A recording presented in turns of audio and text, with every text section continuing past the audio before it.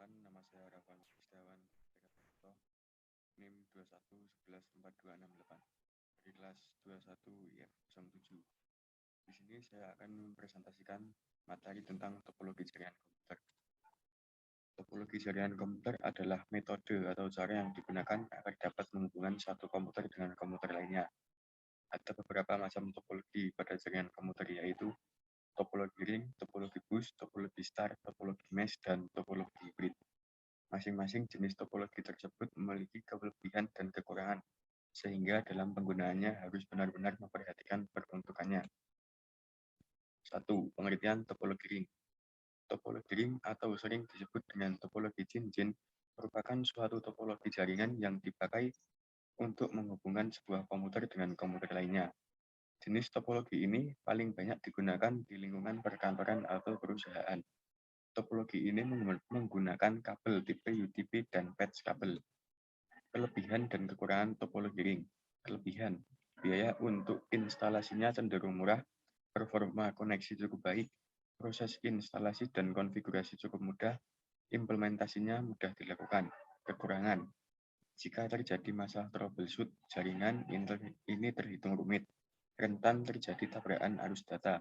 Koneksi pada jaringan akan terputus jika salah satu koneksi bermasalah. 2. Topologi bus. Topologi bus adalah topologi yang lebih sederhana. Topologi ini dilakukan pada instalasi jaringan berbasis kabel koaksial. Jenis konektor yang digunakan adalah BNC, terminator, dan TBNC. Karakter khusus dari topologi ini yaitu penggunaan kabel tunggal yang terbentang di sepanjang jaringan dan berfungsi sebagai kabel utama atau backbone. Kelebihan dan kekurangan topologi bus. Kelebihan, mudah dipasang, mudah dalam penambahan klien atau workstation baru, mudah digunakan dan sangat sederhana. Kekurangan, sulit dalam mendeteksi kesalahan, sering terjadi tabrakan arus data, proses pengiriman dan penerimaan data kurang efisien.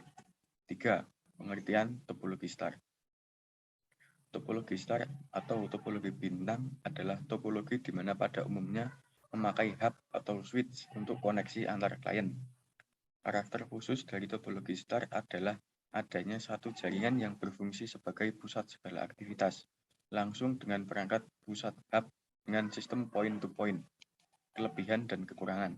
Kelebihan, topologi ini tetap berjalan baik walaupun salah satu komputer klien bermasalah. Tingkat keamanan topologi ini cukup baik.